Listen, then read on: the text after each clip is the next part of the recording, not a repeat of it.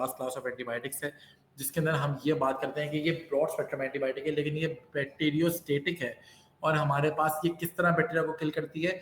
Bye inhibiting their folate metabolism, मतलब ये bacteria की न्यूट्रिशन को, जो ग़िज़ा है, जो उसकी खुराक है, ये उसको रोक देती है।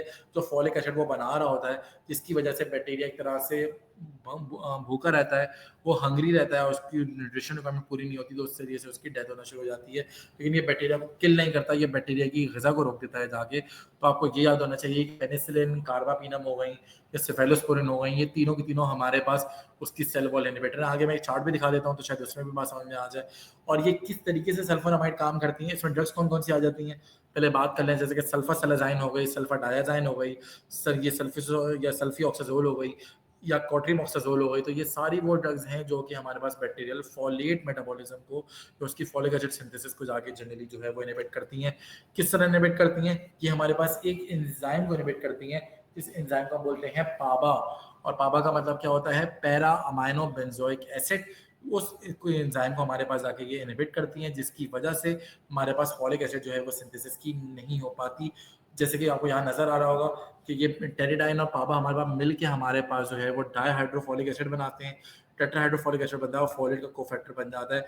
तो सल्फोनामाइड्स हमारे पास आके इस पर्टिकुलर डाइहाइड्रोफोलिक एसिड की जो एंजाइम है, डाइहाइड्रोफोलेट सिंथेज, इस एंजाइम को यहाँ पे आके इनहिबिट करते हैं, और बल्कि ये हमारे पास फॉलिक एसिड की सिंथेसिस नहीं हो पाती, जिसकी वजह से बैक्टीरियल न्यूट्रिशन रिक्वायरमेंट नहीं होती और उसके ज़रिए से बैक्टीरिया की हमारे पास जो डेथ है वो होना शुरू हो जाती है। पैरा अमाइनो बेंजोइक एसिड को भी इनहिबिट करती हैं।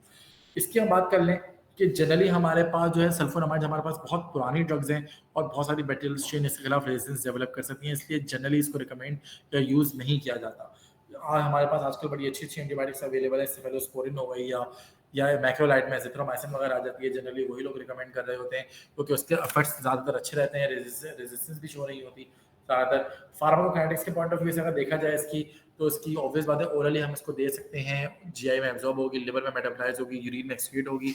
और ये जितनी भी सल्फोनामाइड्स होती हैं, ये सारी की सारी टेरेटोजेनिक इन नेचर हैं। What is meant by teratogenic? क्या मतलब है इस बात का? कोई मुझे एक समझदार इंसान बता दे ये बात।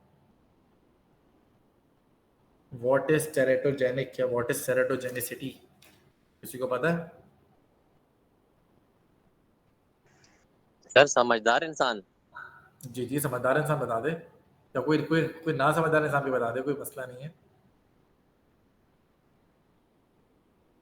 हाँ शोएब, तुम ही बता दो।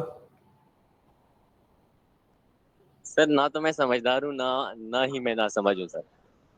तो तुम सही ना, उसका मतलब है।